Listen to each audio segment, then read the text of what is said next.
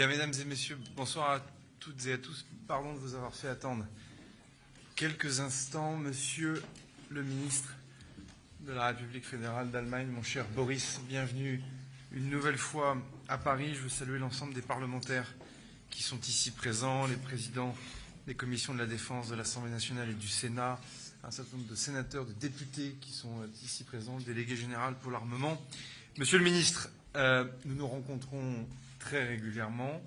Nous nous parlons une fois par semaine. Nous avons eu l'occasion d'avoir une réunion de travail ici en marge des célébrations de la réunification de l'Allemagne de cela quelques jours. Entre-temps, nous nous sommes retrouvés à Bruxelles pour une ministérielle de l'OTAN, un format important et nouveau qui était le G7 Défense à Naples. Et effectivement, en plus des différents points de contact que nous avons chaque semaine, ce matin, tu m'as proposé de nous retrouver physiquement ici ce soir à Paris pour nous coordonner comme nous le faisons sur beaucoup de sujets, mais aussi pour tenir compte des nouveaux paramètres d'un grand allié, notamment au lendemain de ces résultats, ou en tout cas quelques heures après les résultats de la campagne présidentielle américaine. Cette coordination, elle s'inscrit dans un cadre de sécurité globale, vous le savez, qui est complexe au regard évidemment de la guerre en Ukraine, que cela soit évidemment sur les impacts de sécurité qui pèsent directement sur l'Europe, sur les questions évidemment d'accompagnement et d'aide de l'armée ukrainienne, de la guerre évidemment au Proche et au Moyen-Orient, avec les différents efforts que Berlin et Paris mènent pour tenter de maîtriser une escalade et malheureusement potentiellement une guerre régionale, les questions liées aux menaces terroristes, les questions liées aux menaces hybrides, cyber, les proliférations nucléaires, Iran, Corée du Nord, les différents défis que nous pose l'Indo-Pacifique, plus des agendas bilatéraux. Et de fait, ces différents enjeux de court terme, de crise, de gestion de crise, ne doivent pas nous empêcher de nous préoccuper des différents enjeux de long terme, et notamment sur l'architecture de sécurité de notre Europe. Et nous le faisons singulièrement tous les deux sous l'autorité du chancelier et du président de la République depuis maintenant plus de 2 ans.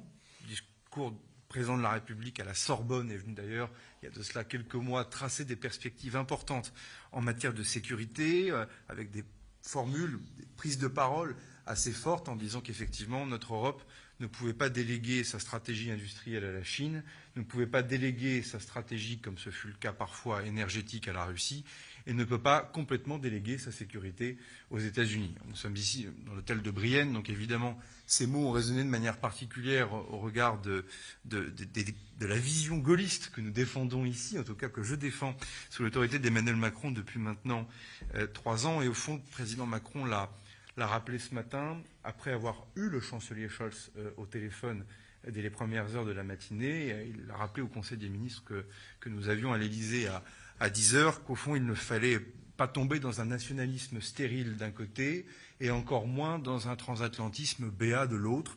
Et c'est au fond le chemin et la ligne de l'autonomie stratégique européenne en matière de sécurité et de défense que nous cherchons à défendre depuis maintenant plusieurs mois. Et donc, évidemment, cette rencontre de ce soir nous a permis de jalonner différentes étapes dans les prochaines semaines, de regarder non seulement les conclusions électorales américaines, mais aussi les conclusions électorales européennes. Nouveau Parlement européen installé depuis le mois de juin dernier, nouvelle Commission européenne, nouveau haut représentant pour les politiques extérieures et les politiques de défense, et donc essayer de tout faire converger dans ce couple franco-allemand dont on dit parfois beaucoup de choses, mais sur lequel à chaque fois nous tentons, vous et moi, d'avoir des résultats concrets, de tirer un certain nombre de conclusions et de dégager des nécessités. La première nécessité, ça ne surprendra personne, c'est de continuer à nous réarmer. Et je le dis devant les nombreux parlementaires qui sont ici présents, la programmation militaire doit être respectée. Cette enveloppe historique de 413 milliards d'euros fait l'objet d'un respect dans la copie que le gouvernement propose à l'Assemblée nationale et au Sénat. Et quelles que soient parfois les difficultés politiques intérieures que nous pouvons rencontrer, je n'en dirai pas plus, il y a quelque chose qui doit évidemment transcender les différents clivages politiques, c'est bien sûr notre sécurité collective et notre défense. Et donc le respect de cette programmation militaire est un impératif, sachant que nous le savons tous, c'est un socle et que derrière, évidemment, peut-être qu'il nous faudra reprendre un certain nombre de décisions dans les années qui viendront. La deuxième nécessité, c'est comme membre de l'OTAN, même si la France a toujours un positionnement un peu à part au sein de l'Alliance Atlantique, par notre autonomie, par les décisions qui ont pu être prises par le général de Gaulle, par les spécificités qui tiennent à notre dissuasion nucléaire, mais enfin, qui est quand même de participer aussi à un renforcement global de l'Alliance, notamment en remplissant les objectifs de contribution et de ces fameux 2% du produit intérieur brut, mais qui, au fond, ne sont jamais qu'un jalon, et qui doit surtout, me semble-t-il, Monsieur le Ministre, cher Boris, se transformer dans les années qui vont venir en contribution militaire réelle. Il faut expliquer à nos populations que l'OTAN, ce n'est pas qu'une alliance politique, c'est une alliance militaire dans laquelle chaque pays met à disposition des troupes, des bateaux, des avions, et que ce sont ces bateaux, ces troupes et ces avions qui participent à la mise en œuvre des plans de défense des pays membres de l'Alliance avec la solidarité qui va avec. Donc ce ne sont pas les courbes budgétaires ou les tableaux de chiffres qui protègent, qui dissuadent et qui défendent, c'est bel et bien les contributions militaires réelles. Et ça, c'est un thème que nous allons de plus en plus mettre sur la table, nous, Français, au sein de l'Alliance Atlantique, c'est quelles sont vraiment les contributions de chacun et quels sont les objectifs à remplir pour être capable d'assurer et d'assumer ces différentes missions de protection et de défense. La troisième nécessité, évidemment, et nous en avons parlé à de nombreuses reprises, c'est de faire en sorte que notre Union européenne, parce que c'est un marché intérieur, soit en capacité, justement, de mieux protéger nos industries de défense et de mieux permettre ce réarmement. Et ça, je rentre dans ma troisième année comme ministre des Armées, et je le dis souvent, il y a 3 ans, nous passions du temps à Bruxelles pour essayer de repousser des initiatives dites de taxonomie, c'est-à-dire en clair de la fiscalité ou des contraintes sur les différentes industries d'armement, considérant au fond que produire des armes, c'était sale et que ce n'était pas forcément prioritaire. 3 ans plus tard, c'est un peu le schéma inverse. Parfois, nous nous faisons un tout petit peu enguirlander, Monsieur le Ministre, en disant « mais pourquoi les industries de défense ne produisent pas plus vite ? Il faut mettre plus d'argent pour transformer leur système de production, composer les stocks, investir en matière d'innovation. » On voit bien en 3 ans, pour le coup, qu'il y a un changement de mentalité, un changement culturel qui a été là, mais enfin encore faut-il qui s'inscrivent dans la durée. En cela, le commissaire Breton a accompli un travail remarquable pendant toutes ces années à Bruxelles pour nous permettre d'acheter en commun, pour nous permettre de financer des structures de production. Et ça, c'est un socle. Ce n'est pas du tout un point d'atterrissage, c'est un juste point de démarrage. Et évidemment, ça doit se faire en respectant les différentes souverainetés de chaque État membre, parce que la défense est évidemment un sujet de souveraineté et chaque État-nation doit rester maître, évidemment, de ses choix en la matière. Mais enfin, dès lors que nous sommes un marché commun, en matière de règlement, de fiscalité, de normes, on sait à quel point c'est un sujet, nous devons aller beaucoup plus loin et nous le disons d'autant plus que, et Allemagne et France, nous sommes 2 grands pays ayant de belles industries de défense, parfois complémentaires, parfois concurrentes, mais qui ont vocation à être de plus en plus complémentaires parce que le contexte international sera de plus en plus agressif et donc il en va aussi de l'avenir des emplois industriels en matière de défense, en Allemagne comme en France, dans les 10 ans qui viennent, les 15 ans qui viennent, les 20 ans qui viennent, les 30 ans qui viennent. Et donc, évidemment, il n'y a pas d'autonomie en étant dépendant d'un continent voisin, et même quand ce continent est un continent ami. Et ça, c'est évidemment la feuille de route sur laquelle nous continuons d'avancer, en faisant en sorte toujours que l'argent du contribuable européen soit bien dépensé au profit d'industries européennes. Et là aussi, nous avons eu des initiatives importantes en commun sur le sujet. Nous ne partons pas tous du même point de départ, du même constat. C'est un travail d'unification des positions européennes. Il prend du temps, mais nous allons évidemment y arriver. Et puis enfin, évidemment, c'est être capable de se dire que des armes de demain doivent être faites ensemble.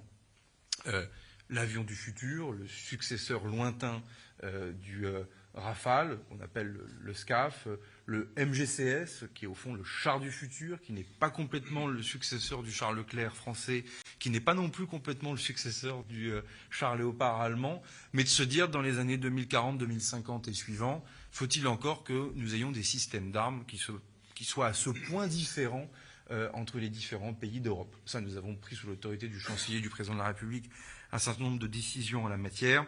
Et là aussi, il nous appartient, parce que c'est notre responsabilité historique, de faire avancer ces dossiers. Et enfin, 4e nécessité, évidemment, c'est que ce duo franco-allemand doit se montrer particulièrement ouvert. Alors, ouvert avec la nouvelle administration américaine, choisie par le peuple américain, en remerciant d'ailleurs l'action de Lloyd Austin, le secrétaire d'État à la Défense américain, avec lequel nous avons travaillé, toi et moi, pendant de nombreuses années, y compris sur la gestion des crises proches au Moyen-Orient et de l'Ukraine, mais aussi ne pas se replier sur nous-mêmes en oubliant celles et ceux qui ont parfois quitté l'Union européenne. Je pense à la Grande-Bretagne depuis le Brexit. Vous avez mené des discussions récemment de manière bilatérale entre Berlin et Londres. Nous avions nous-mêmes des traités anciens comme le traité de Lancaster House. Mais désormais, on doit justement faire vivre au fond le caractère multilatéral de ces réflexions, n'oubliant pas d'autres pays comme la Moldavie, dont on a suivi récemment les élections avec les différentes ingérences russes qui ont pu être documentées dans la vie intérieure de la Moldavie, dont on sait que c'est un pays où nous sommes proches, sur lequel nous ne pouvons pas nous désintéresser. Puis évidemment, continuer de tenir nos agendas en matière de sécurité collective. C'est vrai du soutien à l'Ukraine. Nous serons amenés à en reparler dans un autre format, mais je te laisserai en dire un mot dans un instant. Dans des formats aussi de communauté politique européenne qui avait été largement d'ailleurs initié par Emmanuel Macron en son temps et qui permet d'avoir une vision beaucoup plus globale que l'Union européenne et d'avoir une vision continentale des questions de sécurité, sans oublier évidemment l'actualité au Proche et au Moyen-Orient avec la défense des décisions des Nations Unies, dont la 1701 et la FINUL, dont l'Allemagne est un grand contributeur dans sa composante maritime, la France un grand contributeur dans sa composante terrestre. Tout cela forme un tout de détermination, de volonté politique, et c'est ce que nous avons voulu réaffirmer dans des mots simples ce soir par cette déclaration de presse. Monsieur le ministre, mon cher Boris, tu es chez toi. Ja, vielen Dank, merci beaucoup. Permettez-moi, s'il vous plaît, de dire que je suis, comme toujours, très content d'être ici à Paris et de travailler avec toi, cher Sébastien. Être à Paris et en France parce que vous êtes notre plus important partenaire. Je suis très heureux que nous avons l'occasion de continuer notre collaboration. Meine sehr geehrten Damen und Herren, ich freue mich sehr, hier zu sein. Ich bin sehr dankbar, Sébastien, dass du heute Morgen auf meinen noch beim Frühstück abgesetzten Vorschlag sofort aufgegriffen hast, dass wir uns heute in Paris treffen. Wir haben uns das aufgeteilt. Sébastien hat gerade über einen Teil des Inhalts unserer Gespräche berichtet. Ich mache das über einen anderen. Wir haben also, wie gesagt, uns verabredet, so wie wir das in den letzten 1,5 Jahren immer wieder getan haben, kurzfristige Treffen arrangiert, telefoniert, geschrieben, um schnell zu Ergebnissen zu kommen, schnell uns abzustimmen, schnell auf den gleichen Stand zu kommen. Das war und ist sehr erfolgreich und sehr zuverlässig und freundschaftlich, wofür ich sehr dankbar bin, weil, und das ist dann eben auch mit Anlass eines solchen Gesprächs wie heute Abend hier in Paris, in Zeiten wie diesen, die ohnehin schon unruhig sind und Herausforderungen stellen, das wird ja niemand bestreiten, dass dann eben ein neuer amerikanischer Präsident gewählt wird, dessen politische Perspektiven andere sind als die seiner Vorgänger oder seiner Konkurrentin, und dass wir damit umgehen und dass wir uns als Europäer darauf einstellen, aber nicht im Sinne von, wir hätten irgendetwas gut zu machen, sondern um zu unterstreichen, wer wir sind und woher wir kommen und welche Anstrengungen wir bereits unternehmen. Und Sébastien hat das 2%-Ziel angesprochen. Das 2%-Ziel ist ein wichtiges Ziel, keines, das von Donald Trump erfunden worden ist, nicht mal von Barack Obama, doch von Barack Obama ist es in die Welt gesetzt worden in Wales, da seinerzeit beim NATO-Gipfel. Und wir sind immer wieder zu Recht darauf hingewiesen worden, dass wir als Europäer mehr tun müssen, wenn es um unsere Sicherheit geht. Und inzwischen tun wir das. Wir tun das alle. Wir sind alle 31 Nationen erfüllen inzwischen das 2%-Ziel oder sind kurz davor. Das hätte vor 4 Jahren niemand für möglich gehalten. Und deswegen sind wir sehr gut aufgestellt als Europäer. Und gleichzeitig wissen wir, dass wir als europäische Mitglieder der NATO, und das gilt sowohl für die EU-Mitglieder in der NATO als auch für das United Kingdom, dass wir gefordert sind, weiter zu machen auf diesem Weg. Denn auch das haben wir mehrmals betont, vor der Wahl immer wieder schon und auch in den letzten 1,5 Jahren insgesamt. Ganz egal, wer im Weißen Haus die Wahl zum Präsidenten in den USA gewinnen würde, in jedem Fall würde sich die Aufmerksamkeit der Vereinigten Staaten von Amerika geopolitisch mehr verschieben Richtung Indo-Pazifik. Das ist keine Überraschung, das wird passieren, das muss passieren. Und in dem Maße, in dem sich unsere amerikanischen Partner und Freunde dort mehr engagieren, werden sie im Zweifel weniger machen können zur konventionellen Verteidigung in Europa. Und in diese Lücke müssen wir schließen, um glaubhaft zu bleiben in der Abschreckung, um die es ja vor allem geht. Ich will an dieser Stelle zunächst einmal auch von hier aus noch einmal herzlichen Glückwunsch nach Washington sagen an den gewählten Präsidenten Donald Trump. Wir sind Transatlantiker, wir wissen um die Bedeutung des euro-transatlantischen Bündnisses, aber auch der Zusammenarbeit darüber hinaus. Wir wissen, dass die geopolitischen Herausforderungen der Zukunft, ganz gleich, welche man in den Blick nimmt, nur lösbar sein werden, wenn die großen Räume des euro-atlantischen Raumes zusammenstehen und dafür Sorge tragen, im Wege der Wahrung und des Schutzes des internationalen Rechts, des Völkerrechts, dass der freie Handel gewahrt bleibt, dass die Sicherheit der Meere gewahrt bleibt, dass wir uns frei bewegen können auf dieser Welt, die unser aller Welt ist. Und deswegen ist es so entscheidend, dass wir zusammenstehen, sei es im Umgang mit China, sei es im Umgang mit dem Iran und erst recht im Umgang mit Russland. Von daher bin ich sehr froh, dass wir heute wieder einmal ein außerordentlich offenes, freundschaftliches Gespräch geführt haben.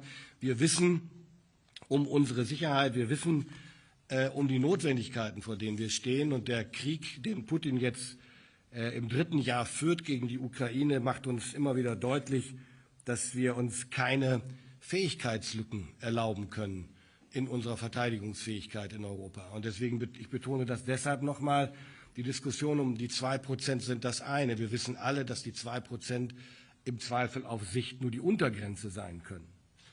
Aber mindestens genauso wichtig ist, dass wir unser Augenmerk darauf richten, was machen wir mit den 2%? Also es geht um Fähigkeiten, es geht um Verteidigungsfähigkeit, es geht um Kriegstüchtigkeit unserer Teilstreitkräfte, es geht um Ergänzung unserer Fähigkeiten, so wie Sebastian es gesagt hat. Wir müssen nicht alles gleichermaßen gut können. Da, wo wir uns ergänzen können, müssen wir uns ergänzen. Und das adressiert sich natürlich dann auch auf die Europäische Union, wenn wir über die Union sprechen und den Verteidigungskommissar. Wir haben uns verabredet, dass wir gemeinsam einen inhaltlich gewichtigen Beitrag liefern wollen für das Weißbuch Verteidigung, um deutlich zu machen, Deutschland und Frankreich als der deutsch-französische, französisch-deutsche Motor spielt eine Rolle. Und was wir sagen, hat Bedeutung, weil wir die größten Volkswirtschaften in Europa sind. Und diesen Beitrag werden wir leisten, schon in kurzer Zeit. Und gleichzeitig wissen wir, wir sind zwei Player. Wir sind nicht alleine in Europa, Gott sei Dank. Und wichtig ist zum Beispiel, dass wir Polen mit im Fokus behalten. Gerade Polen als das größte Land in Osteuropa in der NATO spielt eine zentrale Rolle für unsere Bemühungen. Genauso wie das United Kingdom oder eben Italien. Und deswegen war dies jetzt unser Arbeitsgespräch heute Abend hier in Paris. Leider muss ich gleich wieder zurückfliegen und kann nicht noch einen Abend in Paris bleiben. Aber es ist nur der Aufschlag. Wir werden in Kürze, innerhalb der nächsten 2 Wochen, das ist jedenfalls das Ziel, unsere Kollegen aus London, Warschau und Rom nach Berlin einladen zu einem Fünfertreffen, um genau diese Fragen, über die wir heute einmal vorgesprochen haben, dann eben auch in einem größeren Kreis zu sprechen. Es geht um die Frage Multilateralismus, es geht um die Frage, wie stellen wir uns auf in dieser Weltordnung als Europäer. Wir müssen unsere Souveränität stärken, wir müssen unsere Geschlossenheit stärken. Das gilt einmal mehr in diesen Zeiten. Das setzt voraus, dass wir Egoismen zurückstellen, sei es politisch oder industriell. Wir müssen zusammenrücken, um unsere Stärke wirklich in voller Kraft entwickeln zu können. Darauf wird es in Zukunft noch mehr ankommen als in der Vergangenheit. Und gleichzeitig werden die Vereinigten Staaten von Amerika ein wichtiger Partner für uns bleiben. Das kann gar nicht anders sein. Ich bin in regelmäßigem Austausch mit Abgeordneten beider Häuser, bei der Münchner Sicherheitskonferenz, bei meinen Besuchen in den USA. Und das wird auch so bleiben, weil wir überzeugte Euro-Transatlantiker sind und weil wir wissen, wo die Bedrohung herkommt und wie wir uns ihr entgegenstellen müssen. Wir brauchen diesen Zugang, wir brauchen die Verabredung genau auch mit Blick auf Russland, China, den Iran und anderes. Wir sind Partner in Europa, wir sind aber auch Partner im Indopazifik. Auch das kann man nicht oft genug unterstreichen, denn wir vertreten dort gemeinsame Interessen, unter anderem, wie ich schon gesagt habe, im Sinne des freien Handels. Gleichzeitig halten wir mit der Rapid Deployment Capacity eine wichtige, hoch ausgebildete Einsatzbereitschaft vor. Die ist sehr wichtig. Auch hier werden wir weiter vorangehen. Und wir werden natürlich uns weiter beschäftigen müssen mit der Unterstützung für die Ukraine. Wie geht es weiter? Wer führt? Wer kann was liefern? Die Ukraine braucht weiter unsere Unterstützung. Die militärische Lage ist alles andere im Augenblick als Hoffnung machend.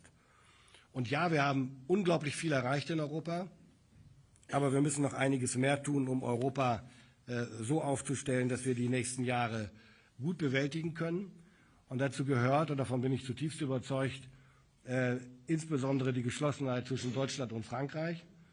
Wir sind, wie gesagt, nicht alleine, aber unsere Geschlossenheit ist beispielgebend für andere und ist Anreiz für andere, sich uns anzuschließen, und darauf wird es ankommen. Und für die Europäische Union gilt das Gleiche. Wir brauchen Geschlossenheit und wir brauchen klare Marschziele, klare Ansagen, wohin wir wollen. Und dann müssen wir die Ziele auch gemeinsam ins Visier nehmen und sehen, dass wir das alles erreichen, was wir uns vorgenommen haben. Denn die europäische Freiheit, die europäische Sicherheit, die Freiheit unserer Völker, jedes für sich, aber auch aller Europäerinnen und Europäer, hängt daran, wie sehr wir in der Lage sind, aber auch willens sind, sie zu verteidigen, und das glaubhaft. Und da wir die größte Bedrohung gerade haben für den eurotransatlantischen Raum, die in Moskau sitzt, das muss man leider immer noch wieder in Erinnerung rufen, wird es darauf ankommen, dass wir uns stark aufstellen, geschlossen aufstellen und keinen Zweifel daran lassen, dass wir unsere Freiheit und unsere Demokratien zu verteidigen bereit und in der Lage sind. Dankeschön. Merci infiniment, Monsieur le Ministre, cher Boris. Malheureusement, on ne peut pas prendre de questions au regard du délai qui est le nôtre, mais on aura l'occasion de revenir devant la presse prochainement. J'en suis vraiment désolé. Je remercie vraiment les parlementaires des deux commissions de la Défense d'être présents, des groupes d'amitié entre la France et l'Allemagne, de leur présence et donc de leur fidélité. Monsieur le Ministre, cher Boris.